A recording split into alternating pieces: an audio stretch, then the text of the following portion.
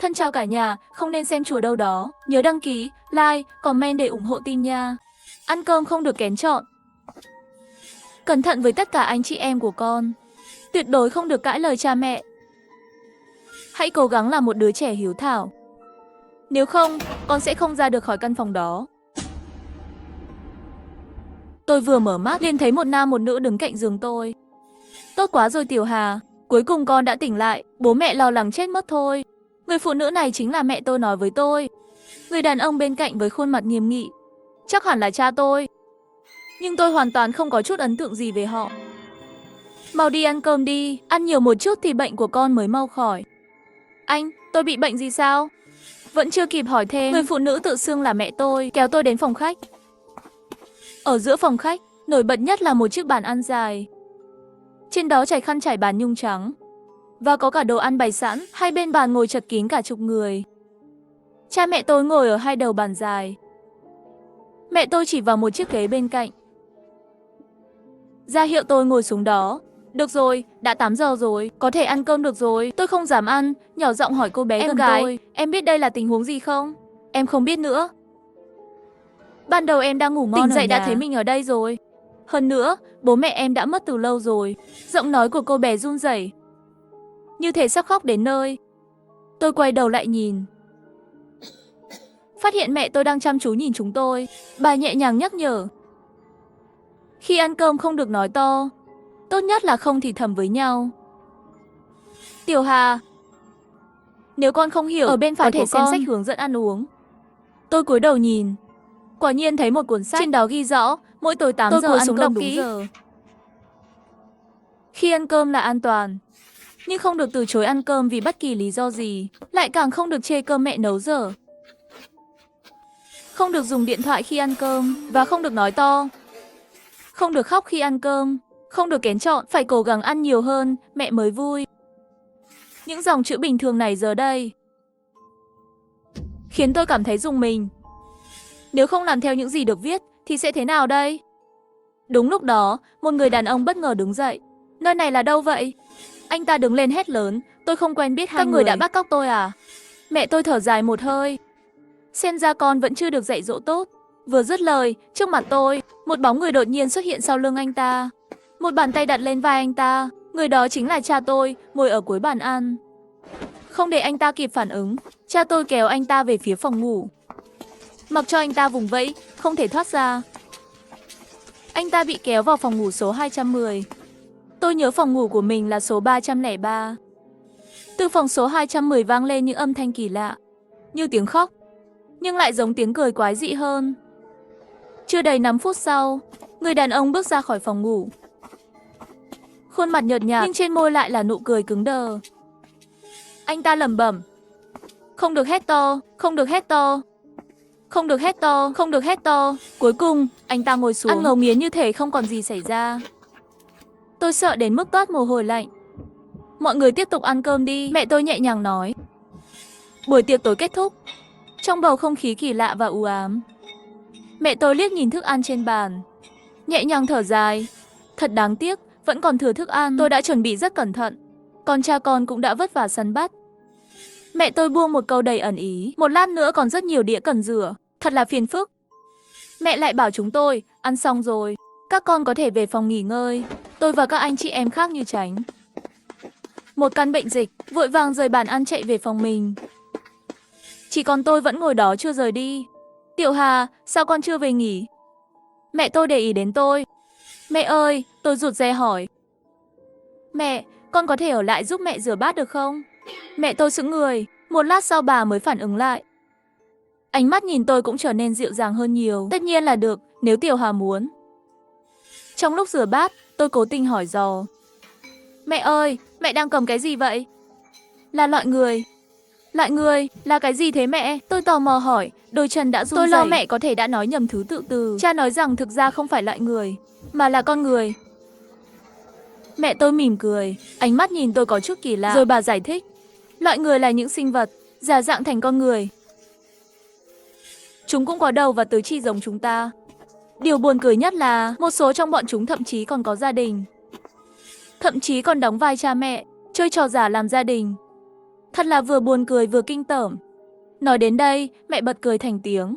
Tôi cũng giả vờ cười hùa theo vài câu, nhưng trong lòng nghĩ thầm, chắc mẹ không đang tự giới thiệu bản thân đấy chứ. Trong lúc trò chuyện, mẹ nói, được rồi, Tiểu Hà, chỉ cần đặt rèo nĩa về chỗ cũ là được. Sao lại cảm thấy thiếu rèo nĩa nhỉ? Tôi đáp lại, con biết rồi cầm rèo nĩa quay người định đi. Nhưng đúng lúc đó, tôi đột nhiên hét lên một tiếng, chân trượt ngã xuống đất. Con reo trên tay mất kiểm soát, lao về phía tay phải của mẹ. Cùng lúc đó, tôi ngã nhào xuống. Sau đó nghe tiếng leng keng, rèo nĩa rơi đầy sàn. Tiểu Hà, con không sao chứ? Con có bị thương không? Anh, không có tôi gì. Tôi nói, nhưng ánh mắt không tự chủ được mà nhìn về phía tay phải của mẹ. Cánh tay của mẹ nhẵn nhụi, nhưng ngón tay thon dài vẫn còn đọng nước, hoàn toàn không có một vết thương nào. Sao có thể thế được? Con reo đó vừa dùng để cắt bít tết, sắc bén vô cùng. Ai da, thật là bất cẩn. Lúc nãy chân bị trượt, số reo nĩa này phải rửa lại rồi. Tôi không nói gì, cúi người xuống, nhặt reo nĩa lên, nhân tiện quan sát kỹ hơn. Lúc này tôi mới phát hiện phần lưỡi reo đã bị cong. Tôi nằm trên giường nghĩ về những gì đã xảy ra, lăn qua lăn lại không ngủ được. Quay đầu sang, tôi thấy trên tủ đầu giường có một cuốn sổ nhỏ. Bìa sổ ghi cẩm nang sống trong gia đình kiểu cổ điển. Tôi mở ra, bên trong viết rằng bố mẹ yêu thương bạn rất nhiều. Họ có thể giúp bạn thực hiện mọi ước mơ. Không được từ chối bất kỳ yêu cầu nào của bố mẹ. Bố mẹ sẽ không làm hại bạn, mà chỉ dạy dỗ. Có thể rời nhà, nhưng hãy nhớ về trước 12 giờ đêm. Không bao giờ được thử bỏ nhà ra đi, càng không được nói với bố mẹ rằng bạn hận họ. Hiếu thảo là tiêu chuẩn tối thiểu của bố mẹ. Tuyệt đối không để họ phải thốt ra 3 từ đó. Hiếu thảo là lời khen cao nhất. Nếu bố mẹ nghĩ bạn là một đứa trẻ hiếu thảo, bạn có thể cầu xin họ bất kỳ điều ước nào. Hãy cố gắng trở thành một đứa con hiếu thảo. Tôi chăm chú đọc dòng chữ. Đứa trẻ hiếu thảo có thể xin bố mẹ thực hiện điều ước, nghĩ cách làm họ yêu quý mình, có thể là phương pháp để trốn khỏi đây. Khi tôi đang suy nghĩ, đột nhiên nghe thấy tiếng gõ cửa. Ai tôi vậy? Cảnh giác hỏi. Là cô gái ngồi cạnh anh lúc ăn cơm. Giọng nói nghe quen thuộc. Nhìn qua lỗ nhìn mèo, quả nhiên là cô ấy. Tôi không suy nghĩ nhiều, mở cửa cho cô ấy. Em tìm anh có chuyện gì? Anh ơi, em muốn bàn bạc với anh một việc về cách thoát khỏi nơi này. Tôi phát hiện 2 con quái vật kia đã ngủ rồi. À, em tên là gì? Diệp Tiểu Tiểu, anh cứ gọi em là Tiểu Diệp. Em đã từng thấy cuốn sổ này chưa? Tôi vừa nói vừa lấy ra cuốn cẩm nang sống trong gia đình kiểu cổ. Chưa, em không có cuốn sổ này. Tôi cảm thấy kỳ lạ, nhưng vẫn chỉ vào một đoạn trong sổ. Không bao giờ được thử bỏ nhà ra đi, và càng không được nói điều này trước mặt bố mẹ. Tôi giải thích với cô ấy, việc họ viết điều này trong sổ chứng tỏ họ biết chúng ta sẽ muốn trốn. Bỏ trốn trực tiếp chẳng khác nào tự tìm cái chết. Vậy chúng ta phải làm gì đây? Tiểu Diệp dường như bị đả kích, ngồi gục xuống. Thôi, đi ngủ trước đi. Dù sao hiện tại chúng ta vẫn an toàn. Đừng làm liều. Tiểu Diệp nghe xong không nói gì thêm, quay người định rời đi. Tôi cũng quay lại giường, định nghỉ ngơi. Nhưng đúng lúc đó, tôi đột nhiên nghe thấy một tiếng gió sắc nhọn, như có thứ gì đó đang di chuyển với tốc độ cao. Ngay sau đó, một tiếng sệt vang lên, cùng với cơn đau dữ dội lan khắp cơ thể. Một con đau nhói ở bụng tôi, người đâm tôi chính là Diệp Tiểu Tiểu. Em điên rồi à? Sao lại đâm tôi? Vết thương của tôi có nặng không? Anh mới điên đấy, anh cũng là quái vật, chỉ khi giết hết các người chúng tôi mới thoát được. Diệp Tiểu Tiểu hét lên như điên cuồng. Cô ấy vừa nói vừa định rút reo ra, tôi dồn hết sức đấm cô ấy ngã xuống đất, rồi đá cô ấy một cú. Những động tác mạnh làm vết thương của tôi rách thêm, máu không ngừng chảy ra. Tôi chỉ có thể dùng tay bịt chặt vết thương. Nhìn kỹ lại vết thương, tôi mới phát hiện cô ấy dùng reo ăn. Không lạ khi mẹ tôi cảm thấy thiếu reo nĩa. Dù bị tôi đánh ngã, Diệp Tiểu Tiểu vẫn không bỏ cuộc. Cô ấy lấy ra một con reo mới từ trong người. Đừng trách tôi, nếu trách thì trách họ. Họ nói với tôi rằng anh là quái vật. Họ bảo vì anh tự nguyện rửa bát, nên họ nghi anh là quái vật. Diệp Tiểu Tiểu bước thẳng đến. Hiện tại, tôi thậm chí không thể bước đi bình thường. Thấy cô ấy giơ reo về phía cổ tôi. Đúng lúc đó, một bàn tay to lớn đặt lên vai Diệp Tiểu Tiểu, giữ chặt cô ấy tại chỗ. Tôi nhìn thấy một bóng người mờ ảo. Đó là một người đàn ông cao lớn, khuôn mặt tối sầm, râu da xồm xoàm. Giọng nói trầm thấp của ông ta vang lên với Diệp Tiểu Tiểu đang run rẩy. Không được làm hại gia đình, còn phải được giáo dục thêm. Cuối cùng, vì đau đớn và mất máu, tôi hoàn toàn bất tỉnh. Sáng hôm sau, khi tỉnh lại, tôi thấy mình đang nằm trên giường. Vết thương đã được băng bó cẩn thận. Nhìn kỹ, vết thương gần như đã lành. Tôi bước ra khỏi phòng ngủ, đến phòng bàn ăn đã có nhiều người ngồi sẵn. Nhìn quanh, tôi không thấy bố.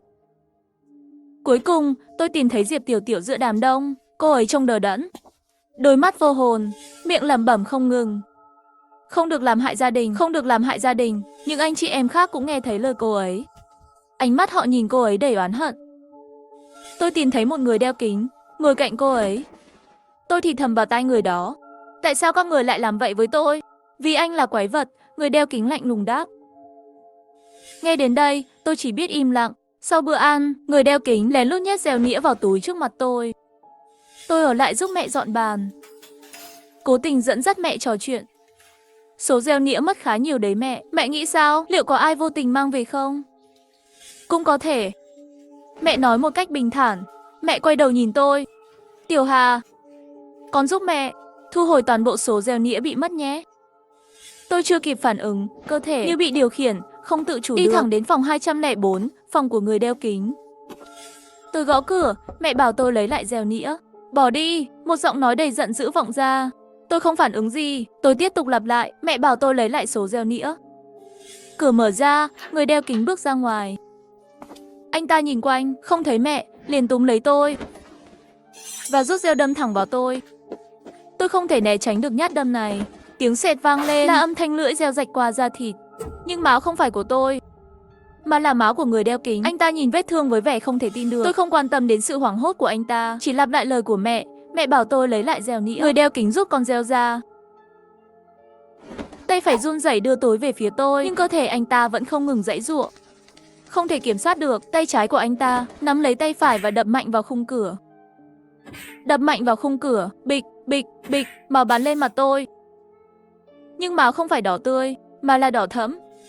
Nhưng cú đập ngày càng mạnh hơn, cuối cùng thì tất cả dừng lại. Cổ tay phải của anh ta đã gãy. Bàn tay cầm dao rơi xuống đất. Người đeo kính nhặt bàn tay cầm dao lên và đưa nó cho tôi. Tôi nhận lấy con dao. Không chút biểu cảm, tôi gõ cửa phòng tiếp theo. Tiếp tục lặp lại nhiệm vụ mà mẹ giao. Như một cái máy được lập trình sẵn. Những chuyện xảy ra sau đó đều tương tự. Cuối cùng, tôi đã thu hồi toàn bộ dao nĩa và giao chúng cho mẹ. Khi mẹ nhận lấy dao nĩa, bà xoa đầu tôi với ánh mắt hài lòng. Tiểu Hà đúng là một đứa trẻ ngoan, nghe lời mẹ. Tôi vừa thoát ra khỏi trạng thái kỳ lạ đó thì trời đã tối. Cha xuất hiện, ông ngồi vào bàn ăn, khuôn mặt u ám, ăn từng miếng trái cây lớn. Tôi nhìn sang người đeo kính, kỳ lạ thay, anh ta chưa chết, vết thương được băng bó sơ sài, cách làm cực kỳ thô sơ. Khi mẹ bắt đầu nói, bữa tối chính thức bắt đầu, tôi nhận ra rằng người tên Tiểu Dũng và Diệp Tiểu Tiểu không có mặt ở đây. Họ đi đâu rồi? Theo quy tắc, chẳng phải 8 giờ tối ai cũng phải đến ăn cơm sao? Kệ họ đi. Chết thì càng tốt, một giọng nói vang lên trong đầu tôi. Tôi không suy nghĩ thêm nữa và bắt đầu ăn tối. Có lẽ vì tôi đang bị thương, cảm giác đói càng mãnh liệt hơn. Tôi nhai ngấu nghiến miếng thịt, cảm thấy thịt tối nay ngọt ngào một cách lạ kỳ. Trước khi bữa tối kết thúc, mẹ thông báo một điều. Ngày mai mẹ sẽ không ở nhà, mẹ phải ra ngoài với bố một chuyến. Nhưng mẹ sẽ chuẩn bị sẵn bữa ăn, nhớ ăn đúng giờ nhé. Tim tôi thắt lại. Những anh chị em của tôi, họ cũng nhìn tôi chằm chằm không chút bảo vệ. Nếu ngày mai họ đi rồi, chẳng phải tôi sẽ chết sao? Tôi khẽ hỏi mẹ, mẹ ơi, ngày mai con có thể đi cùng mẹ không? Mẹ từ chối như thường lệ.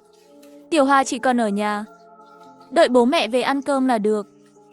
Tôi cúi đầu im lặng, suy nghĩ làm thế nào để sống sót qua ngày mai. Sau khi rửa bát xong, mẹ sắp xếp lại số dèo nĩa một cách gọn gàng, rồi đặt tất cả dèo nĩa vào một chiếc tủ nhỏ và khóa lại. Sau khi làm xong mọi việc, mẹ nhìn tôi, đặt chìa khóa vào tay tôi. Tiểu Hà, giữ chìa khóa này cẩn thận. Đây là chiếc chìa khóa duy nhất của nhà, có thể mở tất cả các ổ khóa trong nhà. Tôi cầm lấy chìa khóa duy nhất đó, cười nói, mẹ yên tâm, con sẽ giữ chìa khóa cẩn thận. Đêm đó, tôi mở tủ đựng reo kéo, lấy một con reo và lên giường. Tôi cảm thấy hơi kích động, thậm chí còn mong đợi các anh chị em đến tìm tôi gây sự.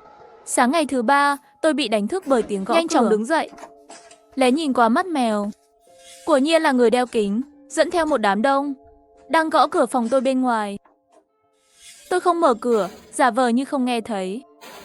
Bịch, bịch, tiếng đập cửa vang lên không ngừng. Nhưng cửa vẫn không hề nhúc nhích. Nhân lúc người đeo kính lui lại lấy đà, tôi bất ngờ mở cửa. Vừa đối mặt, tôi không chút do dự đâm reo vào cổ anh ta. Người đeo kính lao thẳng vào con reo, chất lỏng màu hồng bắn lên mặt tôi. Mọi người bên ngoài phản ứng lại bằng tiếng hét lớn. Tôi đóng sầm cửa lại, quay ra ngoài hét lớn, ai không sợ chết thì cứ tiếp tục đến đây. Tôi nhìn qua mắt mèo quan sát bên ngoài, không ai dám tiến lên nữa. Tôi biết ngay, bọn chúng chỉ là một lũ hèn nhát. Tựa lưng vào cửa, tay cầm reo, hồi tưởng lại cảm giác khi rớt người đeo kính. Không hiểu sao, tôi thấy cảm giác đó thật tuyệt vời. Giết họ đi, giết hết bọn chúng. Một tiếng nói từ sâu thẳm trong tôi thôi thúc hành động. Tiếng gõ cửa lớn hơn làm gián đoạn suy nghĩ của tôi. Tôi nhìn qua mắt mèo. Chỉ có một người bên ngoài, người đó trông quen thuộc, là người từng đứng trong đám đông và biết cách mở cửa bằng chìa khóa. Chào bạn, tôi là Hoàng Mai, tôi có thể vào trong nói chuyện một chút được không? Người tên Hoàng Mai nói với tôi, mê mơ. Cậu muốn làm gì? Tôi siết chặt con reo trong tay, cẩn thận hỏi anh ta.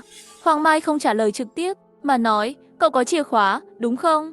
Con quái vật cái đó, nó đã đưa chìa khóa cho cậu, đúng không? Chìa khóa gì chứ? Tôi không biết, tôi giả vờ ngốc nghếch. Nếu không có chìa khóa, làm sao cậu có thể lấy được reo? Hoàng Mai giải thích, chiếc chìa khóa đó có thể mở tất cả các ổ khóa trong nhà, kể cả cửa chính của ngôi nhà. Chúng ta có thể thoát khỏi nơi quỷ quái này. Tôi nhớ lại lời nói dối của mẹ. Hoàng Mai có lẽ không nói dối tôi, nhưng tôi vẫn hỏi qua cửa. Tại sao tôi phải tin các cậu? Suốt thời gian qua, Hoàng Mai thở dài muốn hại tôi. Để tôi nói thẳng vậy.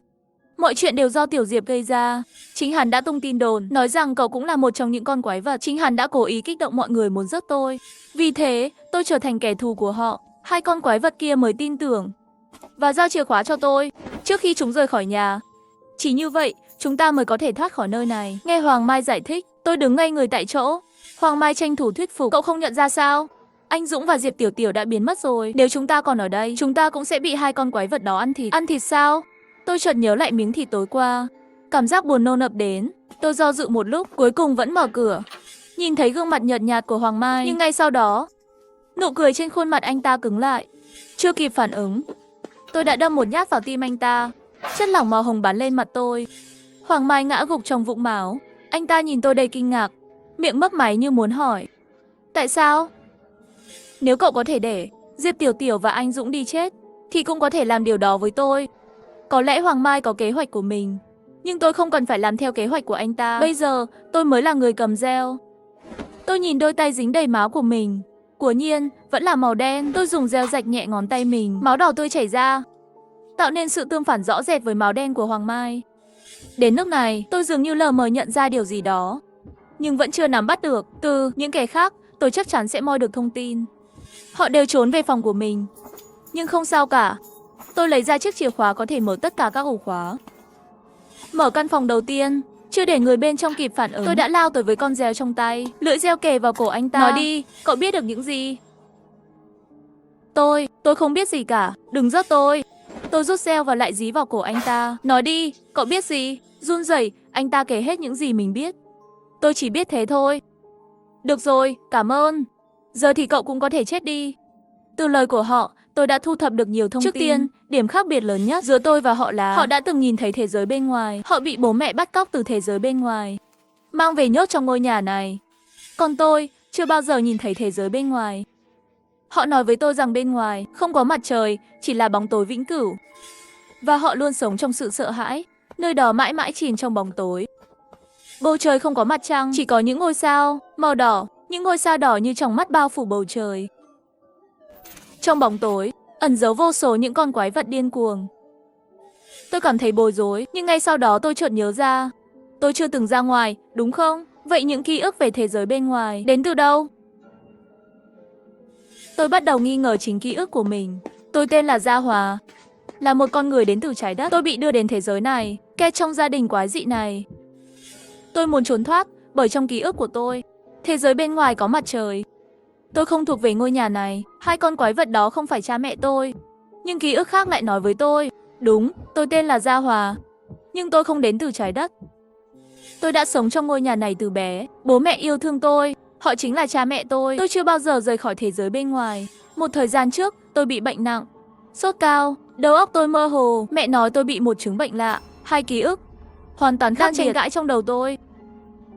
Tôi ngày càng nhận ra sự bất thường của mình. Tại sao tôi lại giỏi việc này? Giỏi đến mức có thể giết người dễ dàng. Tay run rẩy, tôi lấy ra chiếc chìa khóa, nhìn về phía cánh cửa lớn. Tôi có chìa khóa, bố mẹ không ở nhà, tôi có thể trốn thoát. Nhưng khi bước đến cửa, tiếng nói trong đầu hét lên, không được đi. Tôi cần sự cho phép của bố mẹ, không thể tự ý bỏ nhà ra đi. Cuối cùng, tôi không dám mở cửa bỏ trốn. Một kế hoạch khác bắt đầu hình thành trong đầu tôi. Tôi sẽ khiến bố mẹ tự tay thả tôi ra ngoài. Tiếp theo, chỉ là chuỗi ngày lặp đi lặp lại giữa giết chóc và thu thập thông tin. Chỉ đáng nói thêm một điều, trong khi tôi đi qua các phòng, tôi phát hiện Diệp Tiểu Tiểu. Lúc này cậu ấy đã biến thành một con lợn. Một con lợn chính hiệu, không sai, thân hình béo phì cục kịch. Chân tay cũng đã biến thành móng lợn, thậm chí còn mọc một cái đuôi lợn trên mông. Cậu ấy nằm đờ đẫn trên giường, phát ra tiếng kêu ùn ỉn yếu ớt. Đối với chuyện của Diệp Tiểu Tiểu, những người khác đưa ra lời giải thích. Nếu ăn quá nhiều thịt lợn, bạn sẽ trở thành lợn. Nếu ăn quá nhiều thịt cừu, bạn sẽ trở thành cừu. Quá trình biến đổi này bắt đầu bằng cách bào mòn tư tưởng con người, khiến bạn tin rằng mình chính là một con lợn hoặc một con cừu. Nếu ý chí kiên định, thì bạn có thể tạm thời chống lại sự biến đổi này. Nhưng việc này chỉ làm chậm quá trình, không thể ngăn chặn hoàn toàn. Chỉ cần còn ở trong ngôi nhà này, cuối cùng bạn vẫn sẽ bị diệt vong. Hôm trước tôi đã đến nhà bếp vào buổi tối và đem những xác mà tôi đã giết về nhà bếp. Tôi bắt đầu nấu ăn. Từ bây giờ trở đi, tôi sẽ là một đứa trẻ ngoan, chuẩn bị bữa tối cho bố mẹ, không để họ phải làm gì.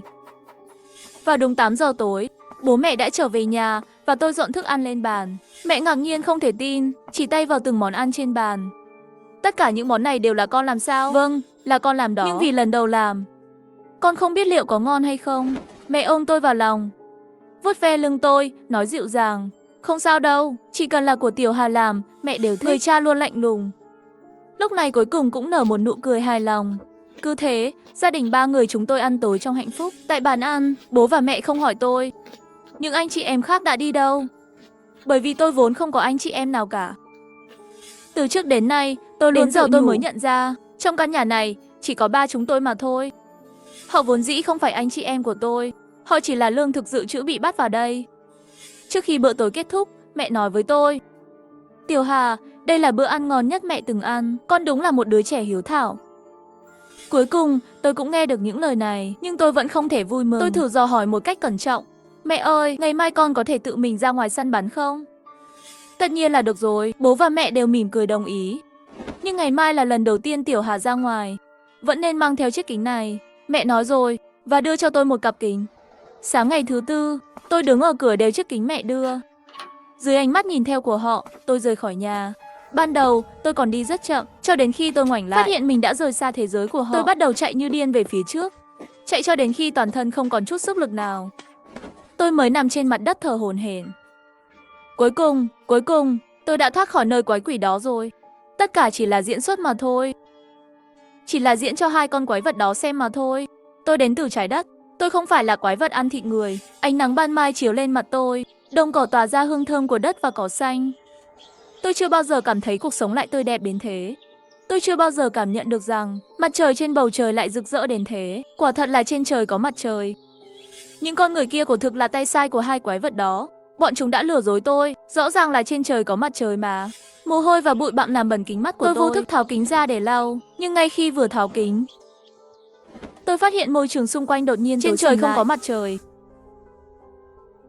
Chỉ có những ngôi sao đỏ rực, giống như những con mắt đỏ ngầu. Và đây hoàn toàn không phải là đồng cỏ, mà là một bãi đất bùn lầy lội, phát ra mùi hôi thối khiến người ta muốn ói. Thế giới hoàn toàn giống với thế giới mà những loài giống người đã miêu tả. Sao có thể như vậy được? Tôi vội đeo lại kính mắt. Thế giới một lần nữa trở nên tươi sáng, đầy hoa cỏ và tiếng chim hót. Tháo ra, đeo vào. Tháo ra, đeo vào. 2 thế giới cứ liên tục chuyển đổi trước mắt tôi. Chuyện này là sao? Đây không phải là thế giới mà tôi biết. Đương nhiên đây không phải là thế giới mà cậu biết. Đây là thế giới của tôi. Một giọng nói vang lên trong đầu tôi. Ngươi là ai? Tôi hỏi. Ta là Gia Hòa. Ta mới là chủ nhân thực sự của cơ thể này. Còn ngươi là giả mạo. Vậy ta là ai? Tôi hỏi lại. Ngươi là một tên trộm đáng khinh. Ngươi đã đánh cắp cơ thể của ta, đánh cắp gia đình của ta, khiến ta lâm bệnh nặng, và là mẹ lo lắng cho ta. Biến đi, trả lại cơ thể này cho ta.